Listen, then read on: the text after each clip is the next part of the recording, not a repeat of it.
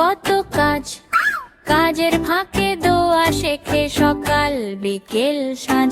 পরিবারের সবার সাথে নতুন কিছু শিখি, এসো তবে চলো সবাই রোজ নতুন কি দেখি। আম, জাম, কাঁঠাল। উফ, এরপর কি ছিল? আম, জাম, বেগুন। না না, বেগুন তো তরকারি। ধুর, পড়াগুলো কেন মাথা থেকে হারিয়ে যায়? খিচুড়ি রান্না করছিস নাকি? ভাইয়া হেসো না, আমার মাথার ভেতরে মনে হয় একটা বড় ফুটো আছে, সব পড়ে যায়। কি হয়েছে? আমার বাবার পড়া হচ্ছে না?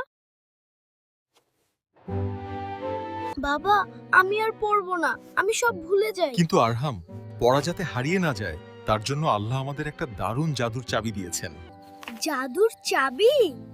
সেটা দিয়ে কি খেলনা গাড়ির চাকা খোলা যায়? না বোকা, এটা জ্ঞানের চাবি।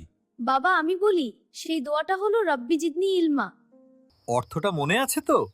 হে আমার প্রভু, আমার জ্ঞান বাড়িয়ে দাও। চলো পড়ি। রব্বি জিদিনি ইলমা। আল্লাহ, আমার মাথায় পড়াগুলো ধরে রাখার শক্তি দাও। আমিন। দেখবে আল্লাহ নিশ্চয়ই তোমার কথা শুনবেন। এবার বিসমিল্লাহ বলে আবার চেষ্টা করো। বিসমিল্লাহ। হয়ে গেছে।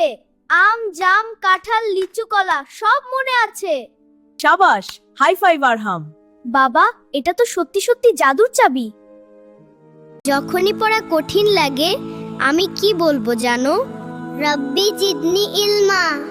রব্বি জিদনি ইলমা। বন্ধুরা,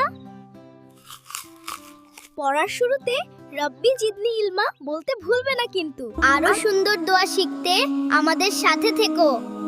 আল্লাহ হাফেজ।